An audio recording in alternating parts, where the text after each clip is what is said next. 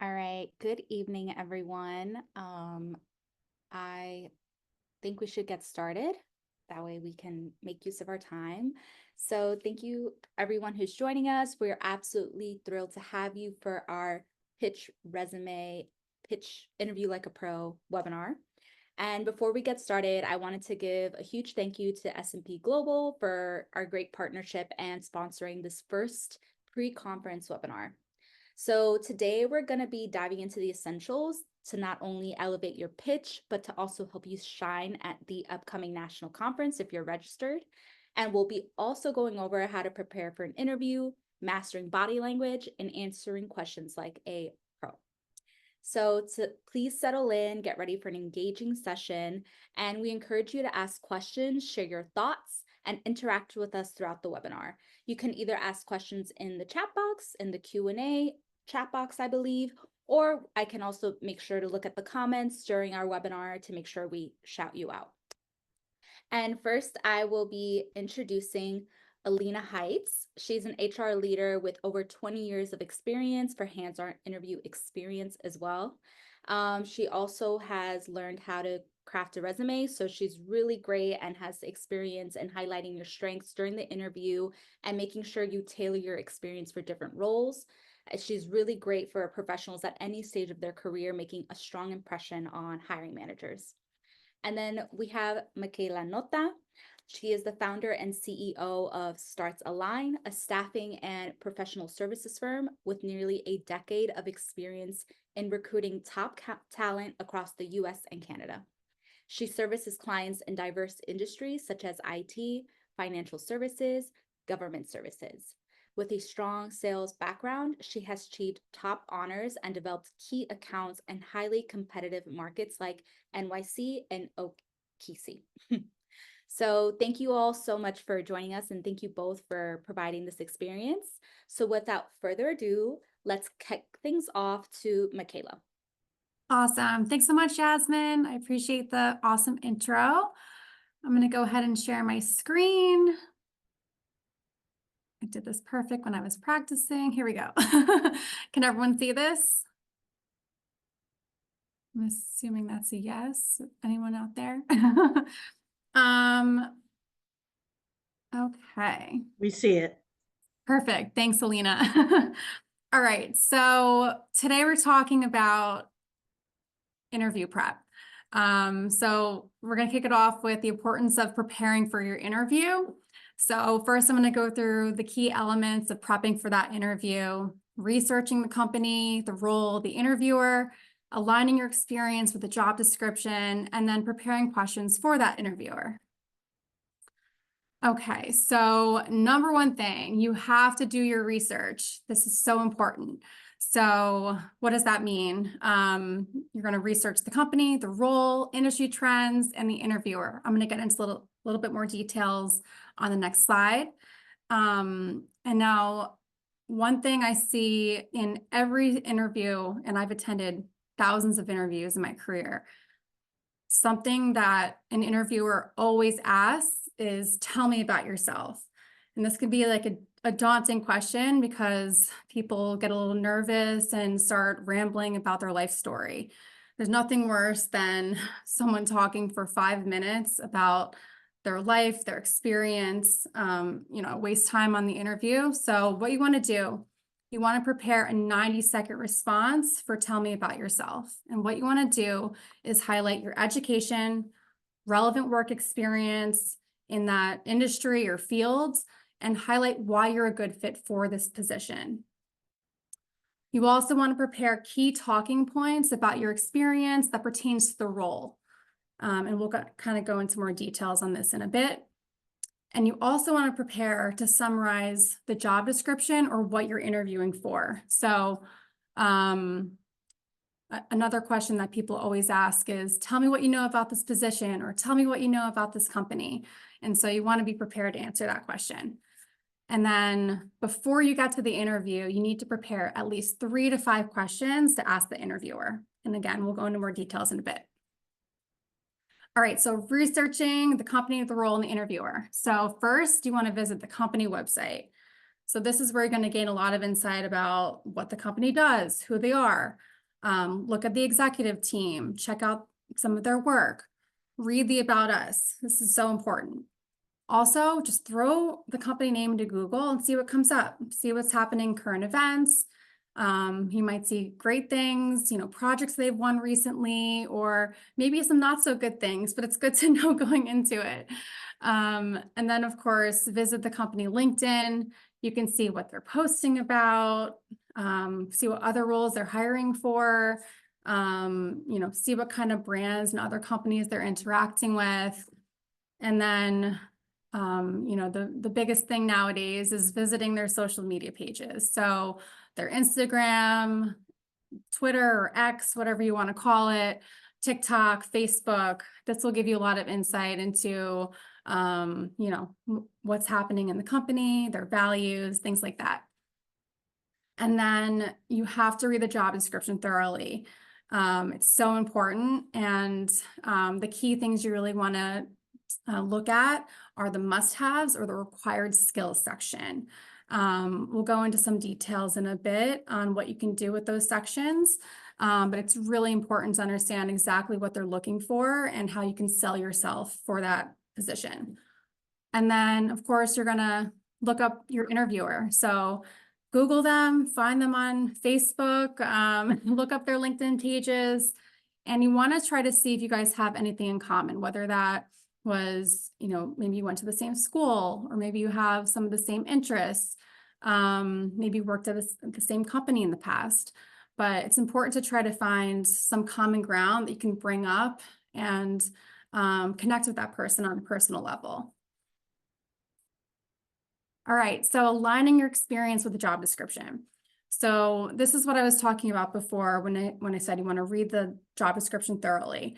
So the must-haves or the required skills section is really going to be the key elements that this person will need to have to get the job done. So look at that section and come up with specific examples of your experience, whether it's an internship experience or a past job, of course. And then, of course, for entry-level people, think about your coursework or projects. Think of something that you can share as a specific example to show that you can do these things and get the job done. And then, of course, backing up your experience with data and specifics is so important. Okay, and then this is so, so important. I can't tell you how many times I have attended an interview and I thought I did such a great job prepping my candidate, and it gets to the end of the interview and the interviewer turns the floor to the candidate and they say, "Do you have any questions for us?" And the candidate just sits there and they say, "No, I'm good." And I'm just like cringing. You have to ask questions. It makes you sound interested and excited about the opportunity. So what I tell all of my candidates is to write down 3 to 5 questions that you're going to ask the interviewer that you have ready to go. Along with bringing that to the interview, also bring a pen and paper, or if it's a virtual interview, have up a blank Word document so you can write things down during the interview that maybe triggers the question that you can ask at the end of the interview. So, sometimes people are kind of, it's hard to think of questions on the spot. So these are some questions that you can ask in pretty much any interview that you do. They're pretty general, but they'll at least give the interviewer the chance to give you some more insight into the position so that you can gather as much information as possible to make sure this is the right fit for you. So you can ask things about, what is the company culture like? What is expected of me in this job in the first 30, 60, and 90 days? What are some long and short-term goals that your team's trying to accomplish or that the company's trying to accomplish? What are the top skills that are going to make this person really successful in the role? And why is the position open? I think that's always a huge one too. Or asking the interviewer, what is your favorite part about working for this company? You want to make sure that it's a great company to work for. It's a big decision. So, these are some good things to ask. And then this is always a good part of the interview too, that you can kind of sell yourself in for the role again. You may not get the opportunity necessarily if someone's asking specific questions the whole time when it's their turn to talk. So this is a good time to say why you're a good fit for the role and why you're excited about the opportunity. And then another big thing, and how you should really end things is finding out what the interviewer's timeline is for filling the position, or asking, when you should hear about next steps. This will be important, and kind of we'll revisit this at the end on how you're going to follow up and, figure out if you got the job or not. And now Alina's up. Hi, everybody. Thank you, Michaela. That was great. And don't worry, you'll be hearing more from Michaela at the end. At this point of the interview, it's also really important to focus on your body language, right? So, and your nonverbal communication. So body language on video and off video. So well, I'm going to just talk about video.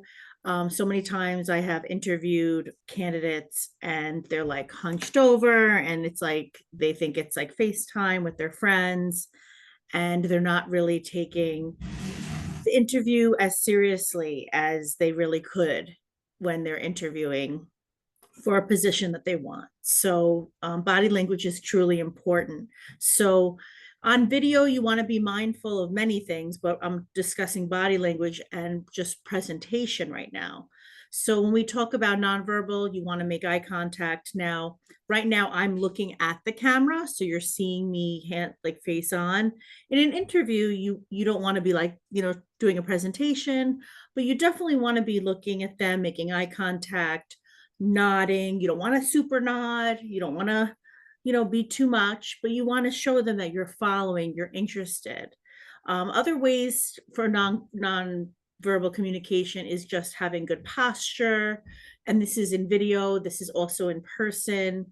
You don't want to feel stiff or uptight, but you want to feel like yourself. You don't want to feel, you want to be authentic throughout the entire interview, but it's really important to, to show that you have a sense of confidence, that you are, you feel competent in what you're in your skills and what you're sharing.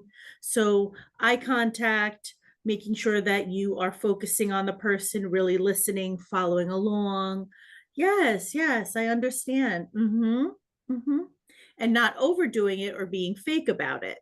So another tip for video is you still, a video conference, yes, it is an interview. So you always want to look a little bit better than the person that's interviewing you.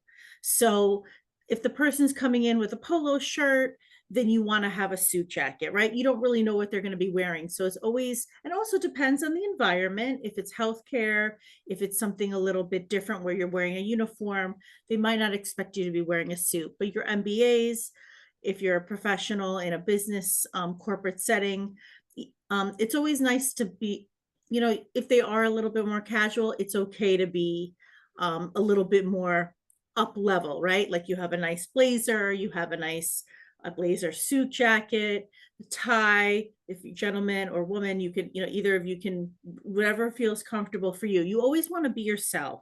You want to dress as yourself, and you don't want to deceive, because I have been on interviews where people come in and they don't have, they wear lots of jewelry, they have nose rings and all these things, and they take them out for the interview. It depends. Like, I want you to be mindful of being yourself, but being professional. In this day and age, people have tattoos, they have nose rings, they have these things. So you have to really gauge it on your own professionalism, right? So if it's a little nose ring, maybe you don't wear the big one for the interview, right? So you don't want to like take a job and then the person who hired you feel like you fooled them. So you want to be authentic, but you also want to be professional. So there's a fine line between that. And it depends on the type of job that you're applying for, right? In person, you definitely want to dress appropriate. We're not wearing flip-flops, ripped jeans. You're not wearing boots with leggings. You're not showing up with, your hair disheveled. I wouldn't even wear my hair totally down for an interview. You want people to see your face. I usually, when I've interviewed, I put my hair back because you want people to see you. You don't want people to be distracted by you as well. So if you usually wear a ton of makeup, you maybe want to tone it down a little bit. Another thing is if you're a gentleman or whoever it is that's interviewing, if you have like a very like your hair is kind of, you know, I'm not like, there's a fine line, like some ethnicities have bigger hair than others and some, so like I have big hair, like I'm never gonna be like, you know, this like small haired woman. But if I can kind of tone it down a little bit just for the interview so they can see who I am and not be distracted. The whole thing is you don't want to be distracting the people interviewing you. You want them to hear you, you want them to see you, you want them to feel who you really are and get that intuitive, like, ooh, I like this person. You don't want them to be like, you know, the girl with the big clip in her hair. Do you want to take her or not take her? Do you want to be the girl with the big clip, or do you want to be the girl who knows how to speak and knows how to present and knows how to, you know? So this, what I'm saying is you don't want to distract. If you have these super long nails and you're going like this throughout the interview, that will be distracting. Do you want to be known as the girl with the long nails? Do you want to take her, or do you want to be known as the one that presented very professionally? I'm not saying not to have long nails. What I'm saying is you don't want to distract the interviewee. Like nothing's perfect and everyone has their unconscious biases about interviewees, but the less you distract, the better. Same thing with the background. So you can't see my background here, but we want to be mindful of our backgrounds. So you don't want to have, you know, your cat hanging around the back and then, you know, things flying and then messy background spaces behind you, because that shows that possibly you're not an organized worker. You want to show a clean, simple background. If you can't do that, then, you know, I suggest blurring your background. You also don't want to show up in a Nike t-shirt, okay? Because this, just because it's a video interview or a FaceTime interview or a Zoom interview does not mean that it's not important, because that's showing your character. You're showing up at this first impression, it's showing your character. You want to dress professionally, you want to manage your background, and you also want to portray that you're confident, and so you listen, right? Your nonverbal is also the way you listen. So you pause, you answer questions, you calmly answer questions, you receive the question, and then you move forward. So could you go to the next slide, Michaela? Yep. Thanks. So when we talk about answering questions, sometimes it's important to have like a method of how you're going to answer the question. So we call this the STAR method. So basically, if somebody asks you a question on an interview, you want to talk about the situation, talk about the task, the actions you took, and then the results of what happened. You want to be thorough from soup to nuts with the answer. Sometimes people find it hard to remember what is STAR: situation, task, action, method. The main thing is if somebody asks you a question, you want to be thorough in your answer so they can really get to know you, because the whole point of the interview is for them to get to know who you are, right? To know, are you going to be a good fit? Are you going to have the skill set? Are you going to be able to follow up with the responsibilities? Will I be able to trust this person? So the interview is a chance for you to interview them, but it's also a chance for them to get to know you, to see if they want to bring you on board. So sometimes we get those people, especially hiring managers. I don't want to say HR people are this way, but there may be sometimes. But a hiring manager, which is the person who you likely would be reporting to, will ask some maybe difficult questions. I myself have been asked on the side of when I was interviewing some difficult questions. For instance, why did you leave your last job? And then you answer the question, right? You answer the question in a way where you're not talking negatively about your last job, but you just can say something that's, you know, authentic, honest, meaningful, but also not like, well, the CEO was a jerk. Like, you don't say those type of things. You don't say those type of things in an interview. Or, you know, my manager didn't know what she was doing. Like, we want to be mindful of our responses. So something like, let's say I left a job because my manager was disorganized and she didn't really know how to lead. you want to come up with another reason that might be more positive, so they don't see you in a negative light, like negatively. Okay, even though possibly you did leave because of your manager, I'm sure there were other reasons why you left the role. So sometimes it's nice to say something like, well, the leadership style that I was working with didn't align with my values. And to be quite honest with you, I'm really looking for an organization that I can really plant my seeds with and grow. So that type of answer. So you kind of like turn a negative into a positive. You never want to come off like you're a negative person all the time, right? Oh, well, they didn't see my value. Like, like who wants to work with that, right? So another tough question that you might get is, what are your strengths? What are your weaknesses, right? So it's that you will get that question a lot. And I see hiring managers ask this question a lot. What is your weakness? You don't want to make up something like, oh, I'm too perfect. I'm a perfectionist. You really want to be authentic about it. Like, maybe you have trouble with organization. I have trouble sometimes organizing myself, but I've been working on it. I started working through that with working with a mentor, or I started utilizing some project management tools, like always turning your negative into a positive. So I recently was asked a question, kind of grilled a lot on an interview about my former employer. And it's just really important to not be negative about your former employer. They'll get the hint. They'll get the hint. Okay, so you want to be mindful of that. So here are some common pitfalls in responses, like what I already said, talking negatively.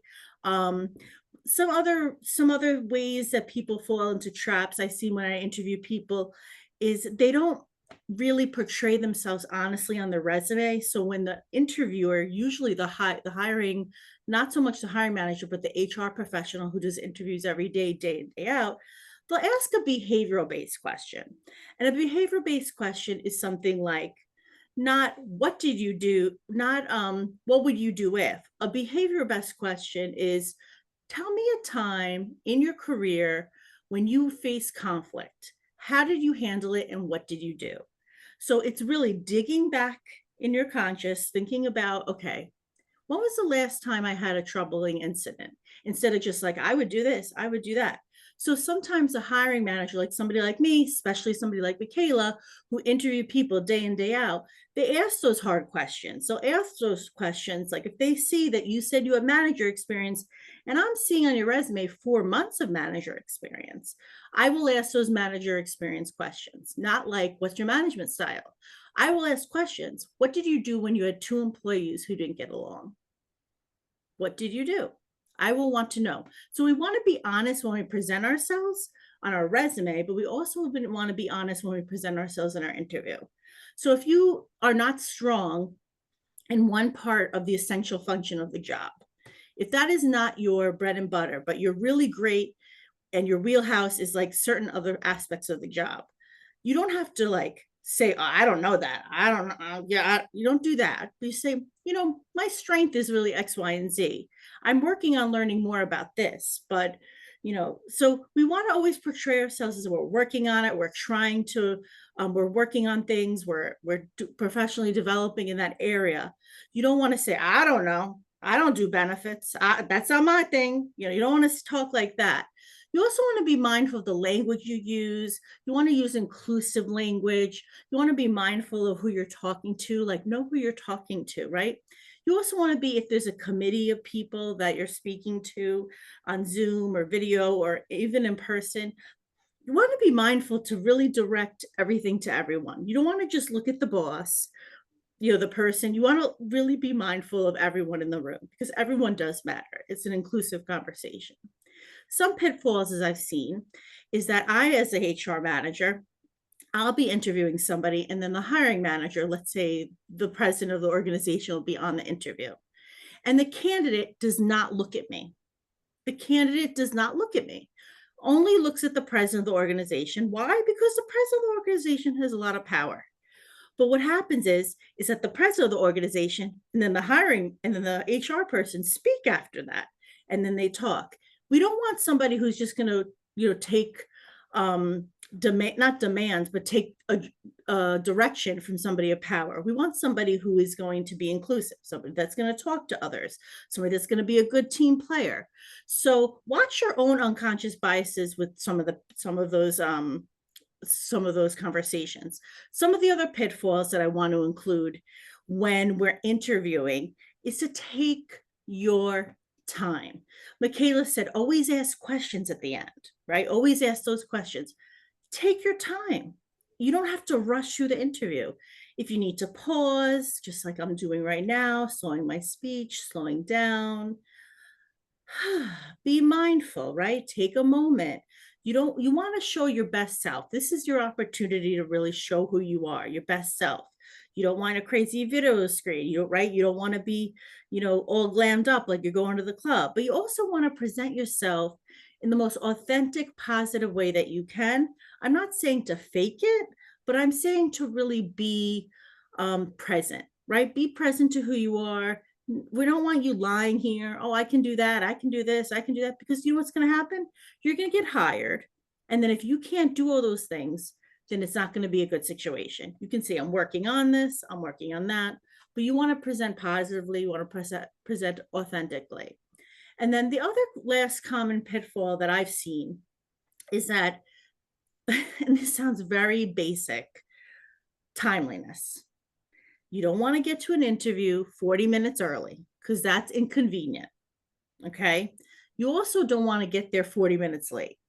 So you get there 10 minutes before an interview is fine. A video conference, 3 minutes, 4 minutes before. But if you get there 40 minutes early, it's like, what is happening? You're throwing off their schedule. There might be 5 people interviewing you, and it's kind of annoying coming from an HR perspective. Okay, just to be really frank.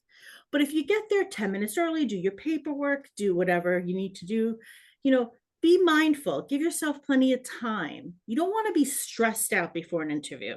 You don't want to be rushing and rushing. So if they ask you a time, it's like, these are like basic 101 things, right? Like basics, but you don't want to show up to an interview like flustered, right? You want to have, if it's a video conference, you want to have your water, you want to have a notepad, you want to have those questions that Michaela talked about, you want to have your research done, and you want to have a business acumen that really shows that you're prepared, you researched, you're thorough, you're calm, you're present.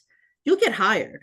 So the person that comes in that's like, oh, I couldn't get on Zoom, like, oh, I couldn't get my computer working, like that, like, check out your Zoom before, like, check out your background before the interview. Don't wait till 6:59 and the interview's at 7 to check to see if your Zoom's working. Make sure your headphones working. I have a microphone. You don't need a microphone, but make sure your audio, your visual, you look nice. Make sure if you're one of the ladies, you're not showing yourself. You make sure you're professional. You're not leaning over. You don't want to be talk like this in the middle of the interview. You want to be mindful of all these basic things because that's a turnoff. You want to look like, oh, she's done this before. He's done this before. They've done this before. They're very professional. If you're doing an in-person interview, same thing. Walk, don't rush. If they offer you coffee, if they offer you water, thank you, sure. Like pleasant. You want to be pleasant. You want to show that you're pleasant to work with. So I'm going to pass it over to section 4. Michaela, you're back on. Awesome. Thanks, Selena. That was great. You mentioned so many different things that I've seen in so many interviews throughout my career. So that was really great advice. All right. So to wrap things up, we're going to talk about follow-up and the post-interview strategy. So we're going to talk about how to write an effective thank you email, how to follow up, and then, what to do if you don't hear back from the interviewer, and then strategies for negotiating your offer after that interview. Okay, so in the interview, thank you email.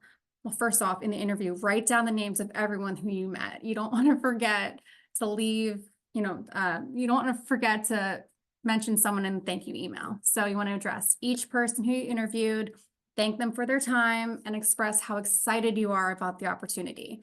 I think it's important also to refer back to something that you learned or something that was interesting to you, something that stood out that, makes you want to get next steps and, get the job.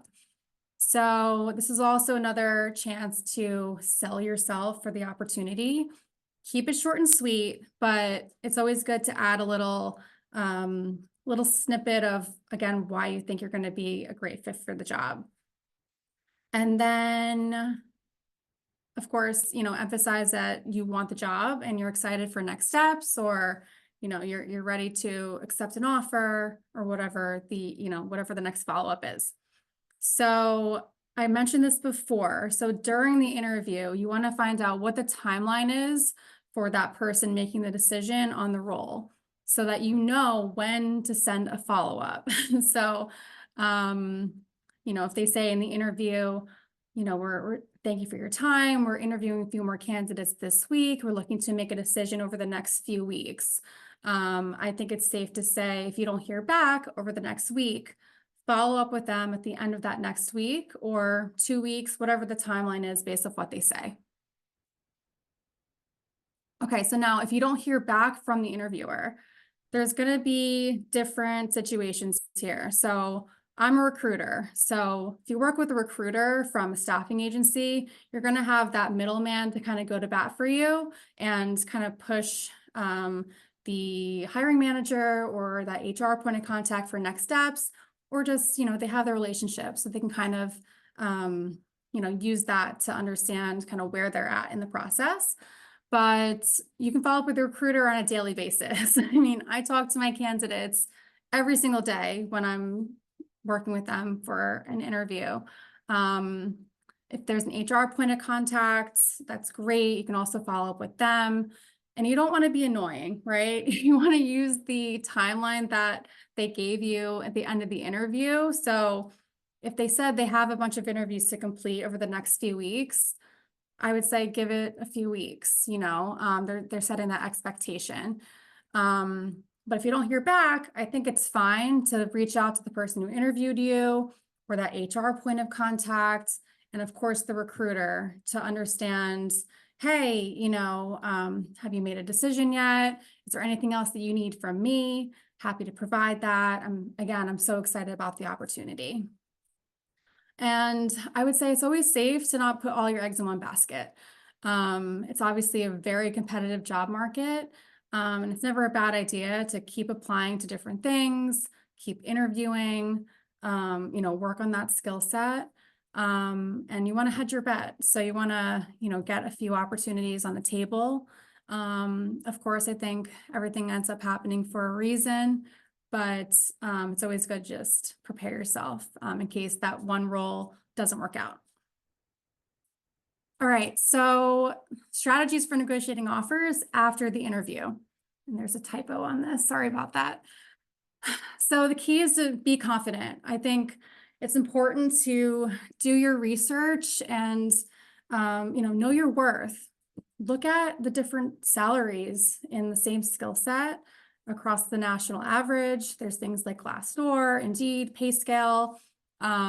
Quick Google search will help you kind of figure that out. But, don't be afraid to stand up for what you want and know your non-negotiables. So I think a very important part about negotiating is information and asking open-ended questions. You want to be able to know exactly what are the non-negotiables for the company, what are your non-negotiables, like write down the things that are important to you. If a hybrid schedule is a deal breaker, then, you need to stick to your guns and, fight for that if that's going to be important to you in your family life or whatever the case may be. So you want to ask open-ended questions to kind of gain the information you need to make the decision. And to ask open-ended questions, you want to always start with the who, what, when, where, why, and how. So in addition to salary, you can also negotiate other things: paid time off, flexible hours, work from home, tuition reimbursement, gas cards, company vehicles, training opportunities, continued education. There's so many different things. and that can contribute to that overall package in your offer. What else? Another resource is the BLS, also see kind of other salaries that are salaries of professionals in the same experience as you. And then benefits. So benefits can be a huge chunk of that overall package. So you want to take into consideration, the healthcare insurance, the 401k match, if they offer profit sharing, bonus, PTO, other things like that. And then, of course, ask questions to understand the employer's perspective and their priorities. So when it comes to negotiating salary, this is where working with a recruiter can come in handy, because you kind of negotiate that up front and they're going to kind of go to bat for you and kind of help with that. But if you're not, some things to avoid. So you want to avoid sharing your current salary. That can pigeonhole you into only getting up to that number or even less. So you want to understand a pay range that that company is comfortable with sharing. I mean, in New York State, for example, I don't know if everyone's from New York in this call, but we have to actually say what the pay range is on the job description. But in other states, they don't have to do that. So it's important to understand what the pay range is, so you're not just throwing out a number and then again pigeonholing yourself to that number. And then, of course, it's negotiating. You got to consider alternatives to, see what works for both parties. You might need to take a lower base, but there's going to be higher incentives and bonuses and commission. So you need to take that into consideration. Every role is going to be different and every situation is going to be different. There's also always a chance to negotiate a sign-on bonus. I'm sure you guys know what this is. It's pretty self-explanatory, but it's money that you get up front as, for signing on. Yeah, so that's pretty much it. And now we'll turn to the question answer section. Thank you guys again for the time. Thank you so much, Michaela and Alina. You offered really good insight with the 90-second elevator pitch, also like doing your research and the STAR method. I'm sure that our viewers got a lot of information, and we do have some questions. So the first question is, what are good examples of for questions for newly identified roles, right? You can't ask about I forgot the questions that you had up there. I was going to say company culture, but you can ask about company culture.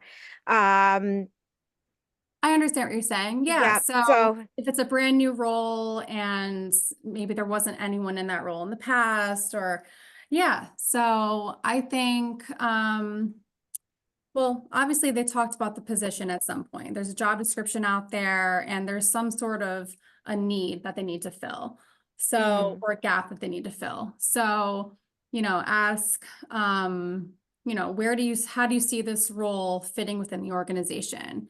What are some things that I can bring to the table that maybe the company doesn't have at this time?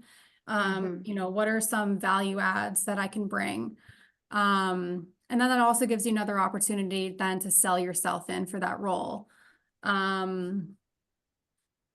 Yeah, I mean, I think that's actually even more exciting that if it's a new position, because you can kind of make the role your own too, in a way. Yeah. And you can even, ask them, are there pieces of the position that I can actually tailor or control on my own, or do you have a vision for where this role can evolve in the next XYZ, time frame, something like that. I also think it's important with a new role to find out, how did this come about? Like you were talking about the job, the responsibilities, because I've been in that position where it was a brand new role, and if I had known a little bit more about how the position was, why they came about with this new position, And then also, how will people receive me? What do they anticipate?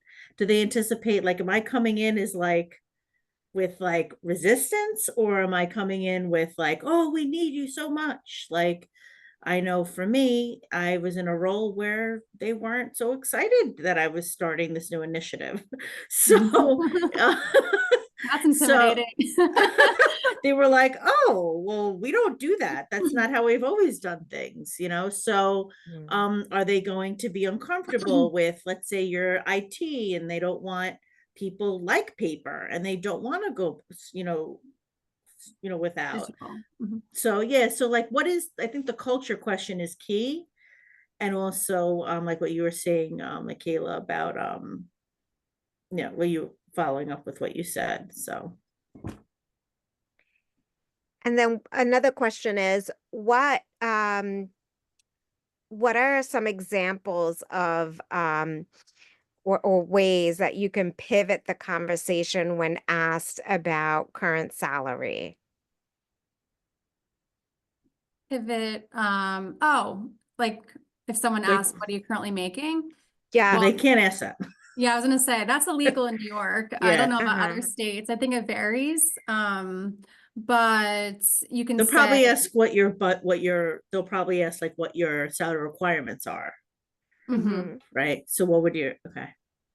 Yeah, I mean, you don't want to be the first person to throw a number out. I think that's always the key in like negotiating salary, but it'll come to a point where someone needs to say something. But I might just say, well, for a person at my level of skill set, what is a range that you could provide for this position? Mm-hmm. I also think it's important to ask about like compensation packages, like total rewards. Like, it's not easy for me to just throw some kind of salary out there without knowing your 403k, your 403b, your 401k, your insurance benefits. Does it cover my family? Does it, like, all these things come into play? Like, do you have 4 weeks vacation, 10 days vacation? Like, is it hybrid? Like you were saying, Michaela, like Mhm. those are Right. non-negotiables. Like salary isn't just anything. Is there professional development opportunities? Like you were saying, Yep. is there tuition remission? Do my kids get tuition reimbursement? So there's all different types of things. Is there exercise, wellness initiatives? Is there, engagement opportunities? Like, especially like I find like the Gen Z, like they're coming in and they want sustainability, social responsibility. They want like like more than the millennials. Like they're like, we want, opportunities to have flex time and this. So it's not just money, I find. Mm-hmm. But I think So it also is important to have a number in your mind too, yeah, Like I think, yes. And you don't want to settle. yeah, you don't want to take a step back. Maybe sometimes you have to, but if the opportunity is going to let you grow and, maybe there is a timeline for a promotion for that role, and then you'll jump up in pay scale, so there's different things to consider, but Yeah, yeah, I absolutely. think have some sort of a number in mind. I had a interesting conversation with a candidate earlier today, and we kind of were talking in circles around a salary. And I honestly thought that he lowballed himself. I'm like, you have 30 years of experience and it's in heavy civil, which is like, it's really hard to find good people in that industry right now, just because Mm-hmm. it's growing like crazy. And I told him, I was like, I think you should know your worth. I think you're worth this number or above. And he was like, oh, really? I kind of like gave him some like market data, based off where he lives and, his experience. And he appreciated that. So I think it's important to do your research, know your worth, and, have some sort of a range at least in mind that you think that you want to go after. Yeah. I like that. Know your worth. Yeah. Yeah. I also wanted And to ask, like, from that question, when you want to know, like, what your worth is, do you recommend asking people, like, who do the same role as you about their salary? Would that help, or is that something that maybe is not a good idea? I think salary, when it comes to asking friends, family, coworkers, it could be a little touchy. It's kind of like sensitive. So, you know, unless it's like your best friend who you tell everything to and they know all your deep dark secrets, that probably wouldn't go up to my coworker who I, you know, met a few months ago, be like, wait, how much are you making? That's when things start to get a little hairy. But there's so many resources out there. I mean, we're in the age of data. Every single data point is being tracked right now. So there's definitely ways to find out and, you know, do some digging to find out, you know, kind of where you fall within the pay scale on the national scale or in your local area or whatnot. And also for like those that go into nonprofit, or if those, you can get a lot of data on what the higher ups are making, like public workers, right? You can get Absolutely. salaries online. And sometimes, you know, okay, this person's making 150, then this role should be making around, you know, 120, or, you know, I'm just making this up. So yeah.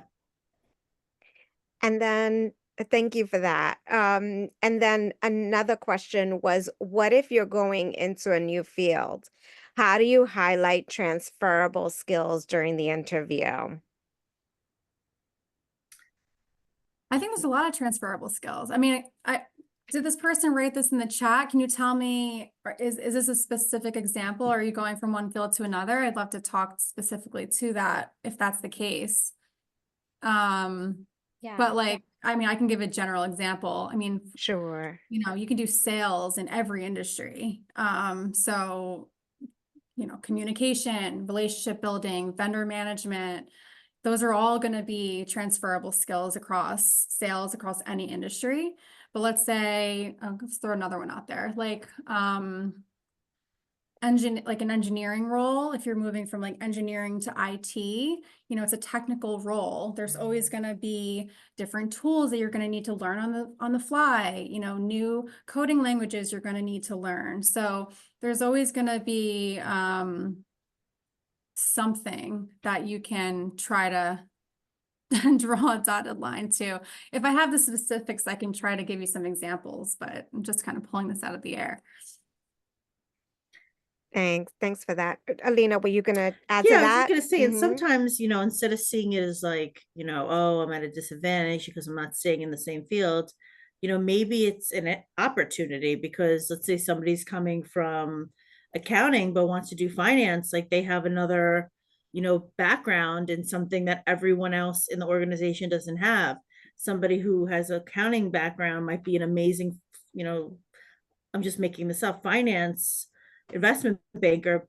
They understand things, they have a different perspective, they bring another resource to the table. So maybe looking at it as like a strength versus a you know, liability. And then the other thing, like what Michaela was saying, is like, we're human beings. No matter where you go, you're going to be working with human beings. So everyone uses technology, not just, you know, the IT people anymore. Everyone Right. uses technology to survive.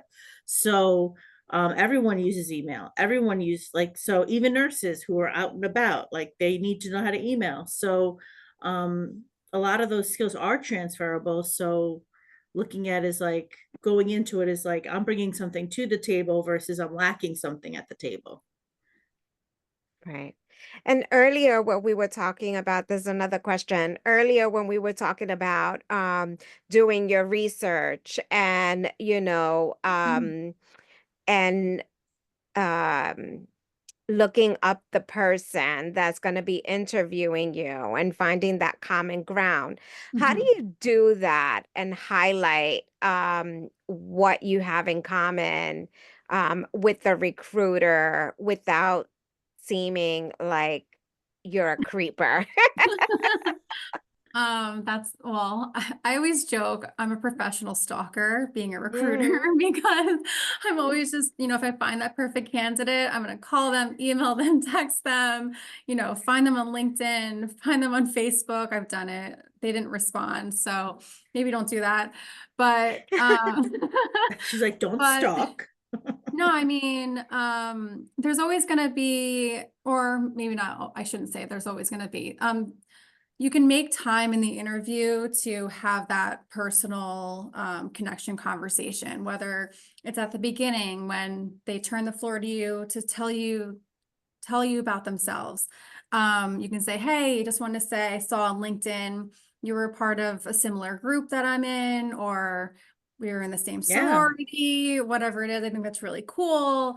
You know, I saw that you follow X, Y, and Z influencer on LinkedIn. They're one of my favorites. You know, just make that common connection, because then Mhm. you're putting in their mind, oh, we have something in common. You know, we're probably like-minded people, or, you know, we're going to get along in a personal setting. People like working with people that they like. Mhm. At the end of the day, it comes down to, are the personalities going to mesh? That's a huge part of finding the right candidate. You can find someone with the perfect skill set, but if they're not a good fit personality wise, a lot of the times that's the pitfall. You know, that's the thing that counts the person out for the role. Unfortunately, we're people, it's human nature. So just trying to find some sort of common ground, even just, where do you live? You know, oh, you know, I live in Long Island too, whatever, something small. Yeah. And then you can build from there. And I think doing the research, it's okay to say, oh, I looked you up. Like everything's Yeah. online now. It's not like things are secrets. Like, oh, I saw you on LinkedIn and you posted about, I don't know, Taco Tuesday. And like, I like tacos. Like, where do you go? What's your favorite restaurant? Like, it's not like you're stalking as much as like maybe Michaela takes it to another level, but no, I'm kidding. But, no, but it's like, it's out there already in the universe. So, Yeah. it's Right. not like I always say, well, I did do my research and I did see that you've been at the organization for 8 years. Like, what do you think about it? Like, versus when you started. And people are like, wow, she knows what she's talking about. She researched us. She took the time out to not just research Mhm. the organization and our mission, but who I am and why I'm here. Mhm. Right. Thank you. And then for our last question, more and more organizations are asking for multiple interviews, right? You go through phase one, phase two, phase three. Then you get to that point and you're like, okay, they're going to offer me this new position. But then they ask you to do a marketing plan or some other type of project or case study. Like, what are your thoughts about that piece? Is that a little bit too much, or, what are your thoughts? I think it depends on the role. I was in IT staffing for majority of my career, and the worst thing a hiring manager could say was, okay, I want your candidate taking a coding test. I don't know if anyone's taken a coding test, but they're close to impossible to ever get right, even if you're top coder, best coder in the world. There's always like glitches on the websites. It's horrible. And it Mhm. doesn't actually give the person the chance to like talk through their responses. It's kind of like a, right or wrong answer.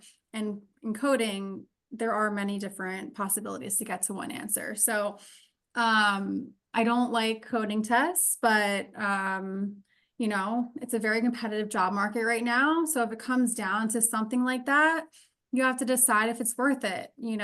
If this is a role that you really want, and your heart is set on this company, you love everyone who you've talked to so far, and you have the like warm and fuzzies, I think you got to put your all into getting the role.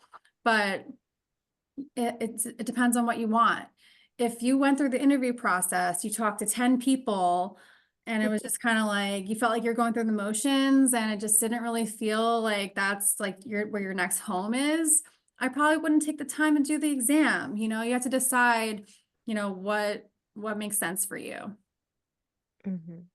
I agree. And especially like with all the tools that we have now, like if you're kind of not sure about the job, it's like try AI. Like maybe they can, like I'm just saying, like if you're like, the job is like just do it and see what happens. Like Yeah. sometimes you just have to, but if you really do want the job, like Michaela was saying, like put the effort in, then it's worth it.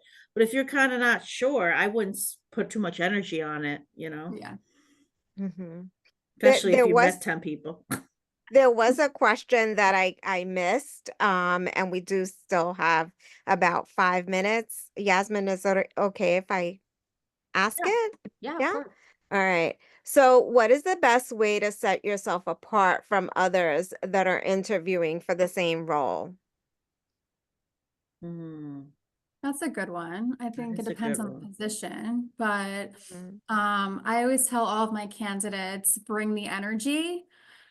There's nothing worse than, whether it's the interviewer or the candidate and everyone's like just low energy and you're like wanting to fall asleep. Like you got to like bring the energy and like the excitement. And I'm telling you, that's going to make you stand out. So many people get so nervous mm, before the interview. And like, I'm sure you can tell in the earlier section of this webinar, like I was nervous going through the slides. It was just me like looking at the deck, but now that I can see your faces, I'm kind of warmed up a little bit. So, come with confidence, come prepared. Just coming prepared with the questions alone to ask the interviewer can make you stand out too. mhm. So I think it's important for the candidate to be themselves, like, because if you're not yourself, then when you show up to work every day, like, they're going to figure it out. So be yourself. And if you are introverted, or if you are a certain thing that you think is negative, like, it's okay to like own it. Like, you can say, like, I'm a little nervous, I don't love interviews, and nobody is like, I rather have somebody who's transparent and professional versus somebody who's like, like this whole interview, and then, kind of break the ice, be normal, it's a conversation. And I think it's important to, if you're authentic, so many times I've been on interviews where people fake it. And that's not really how they are. Like, they're not that way. And then when I work with them for several months, I'm like, who are you? Like, yeah, that's not good either. so yeah, so I think being yourself, you'll land in the right place as well. Yeah. So thank you for all of your wise wisdom, Alina and Michaela. I just want to remind everyone, thank you everyone for joining us. And I want to remind everyone that there's a conference and career expo in Orlando, Florida. So I hope you will be joining us October 29th through the 31st. You can find information about it on our website. And Alina and Michaela, I'll turn it over to you if you have any last minute words. Yeah, I was going to say, I'm happy to take a look at anyone's resume, give you some tips and tricks, help you prep for an interview. I do this on a daily basis, and maybe we can even work together and I can help you find your next position. So feel free to reach out, and thank you guys again for your time. Thank Thank you, you. everybody. Thank you.